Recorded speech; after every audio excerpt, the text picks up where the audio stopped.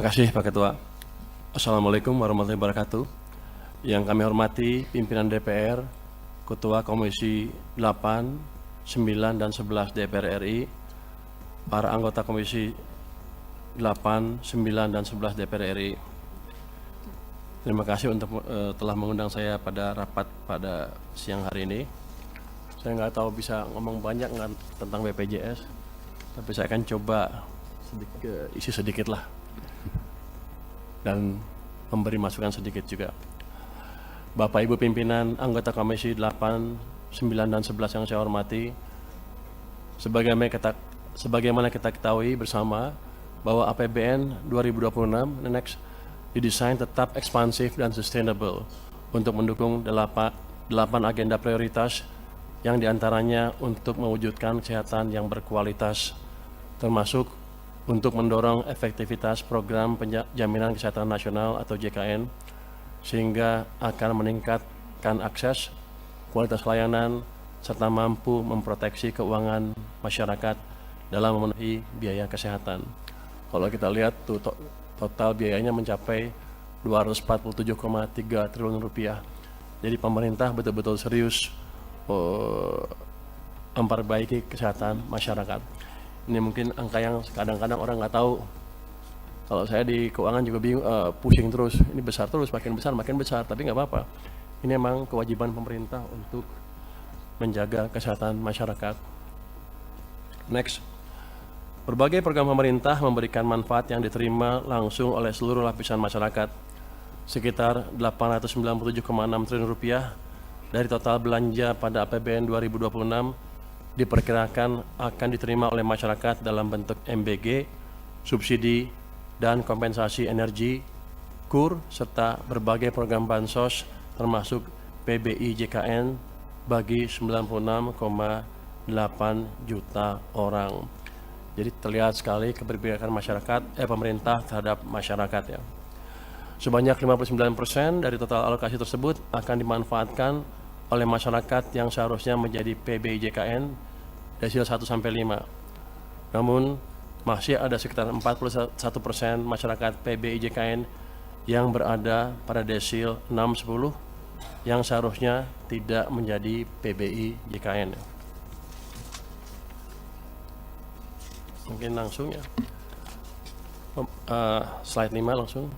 Pemerintah secara konsisten mewujudkan kesehatan yang berkualitas. Pada tahun 2026, pemerintah telah mengalokasikan anggaran kesehatan yang mencapai 247,3 triliun rupiah, seperti yang saya sebutkan tadi, meningkat 13,2% dibanding tahun sebelumnya. Mencakup di dalamnya untuk mendorong efektivitas program JKN melalui dukungan iuran bagi penerima bantuan iuran atau PBI untuk 96,8 juta peserta. Seperti yang tadi disebutkan juga oleh Menteri Kesehatan. Komitmen pemerintah terhadap JKN diwujudkan melalui dukungan pembiayaan JKN yang terdiri dari pembiayaan defisit. Sejak tahun 2014 sampai 2019, tren pembiayaan JKN mengalami peningkatan defisit. Penyebab utama karena gap iuran dengan manfaat. APBN berkontribusi menutup defisit hingga tahun 2019 dan tahun-tahun selanjutnya dengan melakukan intervensi dengan penyesuaian melalui Perpres 75/2019, Jo Perpres 64/2020. Yang kedua adalah melalui pembayaran iuran bagi penyelenggara negara ASN mencangkup pekerja penerima upah penyelenggara negara, ASN Pusat, TNI, dan Polri, juga yang bukan pekerja penyelenggara negara, yaitu pensiunan dan veteran.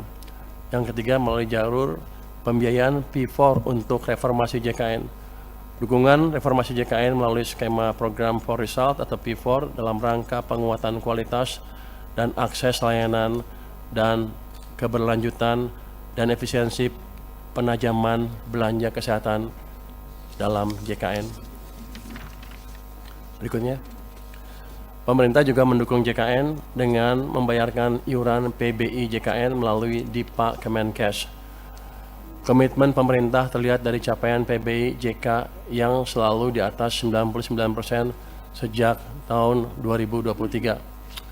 Sejak tahun 2021, besaran iuran jaminan kesehatan bagi peserta pekerja bukan penerima upah atau PBPU dan bukan pekerja atau BP dengan manfaat pelayanan di ruang perawatan kelas 3 telah disamakan dengan iuran peserta penerima bantuan iuran atau PBI, yaitu sebesar Rp42.000 per orang per bulan.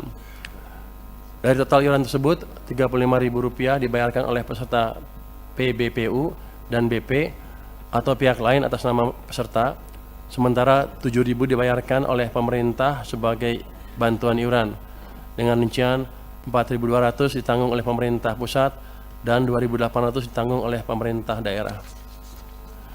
Saat ini pemerintah juga tengah dalam proses penyusunan rancangan peraturan presiden tentang penghapusan piutang iuran dan denda iuran jaminan kesehatan bagi peserta PBPU dan BP kelas 3. Kebijakan ini bertujuan untuk menghapus tunggakan iuran yang selama ini menjadi beban peserta, sekaligus mendorong peningkatan kepesertaan aktif dan keberlanjutan sistem jaminan kesehatan nasional. Coba bisa balik ke slide nomor 4 kalau nggak salah.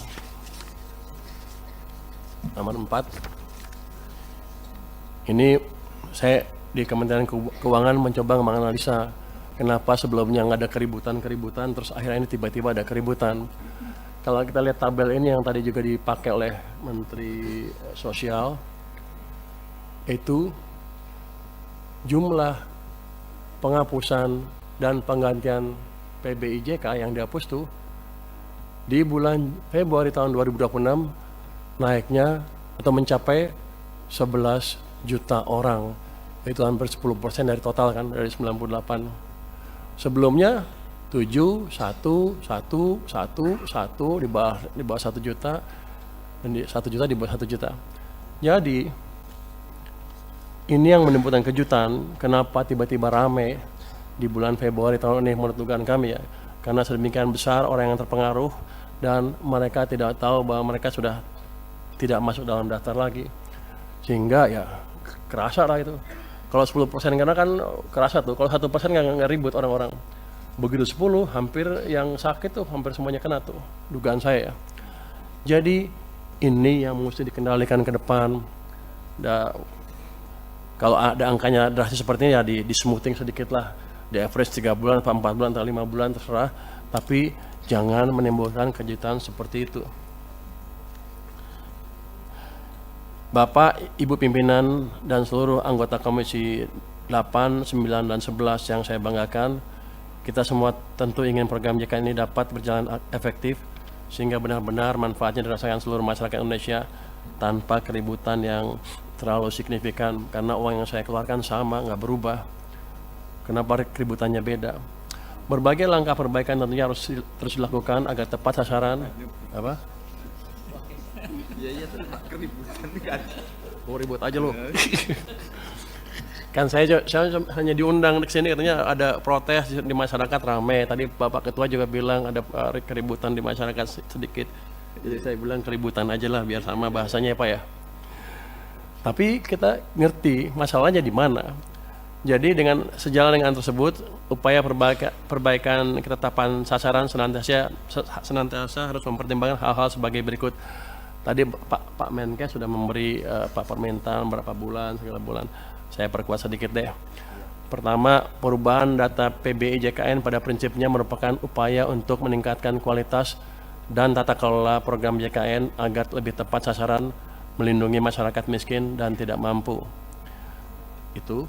Jadi pemutahirannya jangan bikin keributan.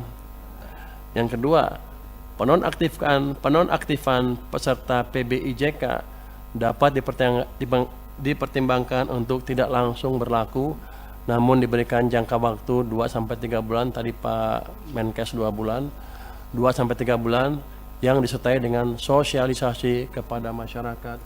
Jadi begitu mereka masuk list, tidak masuk lagi ke daftar PBI, langsung trigger sosialisasi ke mereka bahwa mereka tidak masuk lagi ke list itu, sehingga mereka bisa melakukan tindakan yang diperlukan, entah membayar dengan tempat lain atau gimana.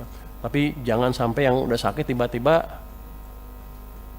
begitu mau cek darah cuci darah lagi tiba-tiba nggak eligible, nggak berhak. Kan itu kayaknya kita konyol. Ya, padahal uang yang saya keluarin sama. Saya rugi di situ, uang keluar, image jelek jadinya.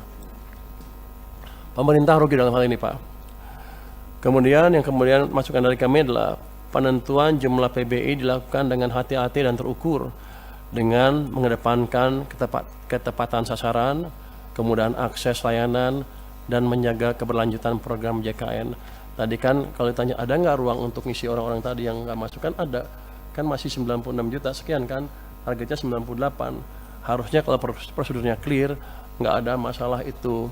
Jadi masalahnya adalah masalah operasional, masalah manajemen, dan masalah sosialisasi yang harus bisa dibereskan secepatnya. Kalau itu membuat uang yang saya keluarkan untuk Anda lebih kecil, saya mendukung.